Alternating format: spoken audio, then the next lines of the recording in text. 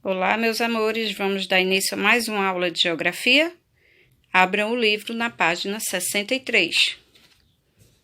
Página 63, vamos estar trabalhando aí a singularidade geográfica das regiões brasileiras e a identidade nacional. A partir de agora, conhecemos um pouco mais de cada região brasileira. Cada uma tem características e particularidades próprias. Vamos ver a região norte. Apesar de ser a região mais extensa do Brasil, ela é a menos povoada, o que se justifica pela presença da floresta amazônica e fundamenta a criação de novos estados, como Tocantins.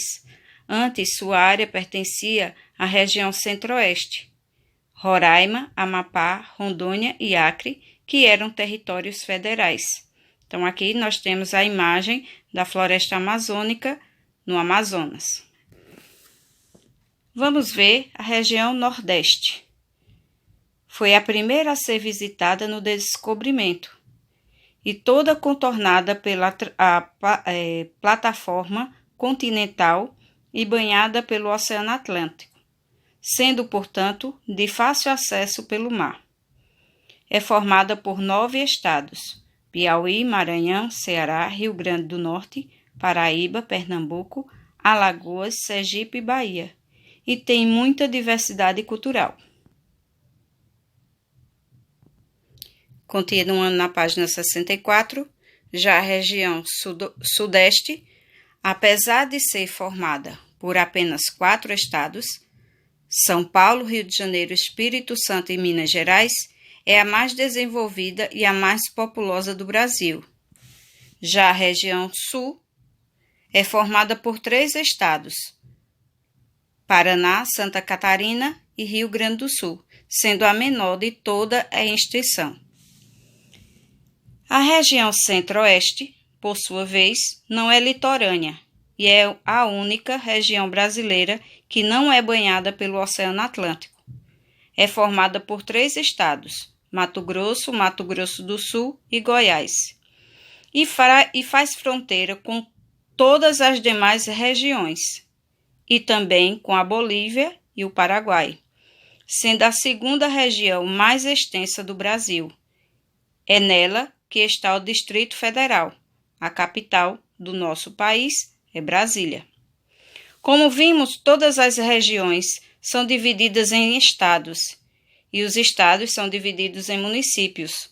Apesar das divisões políticas, nações, estados e municípios, têm símbolos que partem de um sentimento cívico, ora elaborados poeticamente, ora por meio da heraldita, arte e ciência dos brasões, que lhes dão significação das cores, desenho, cortes e faixas, e é dever de todo cidadão conhecê-los e respeitá-los quando simbolizam sua pátria, seu estado natal e seu município.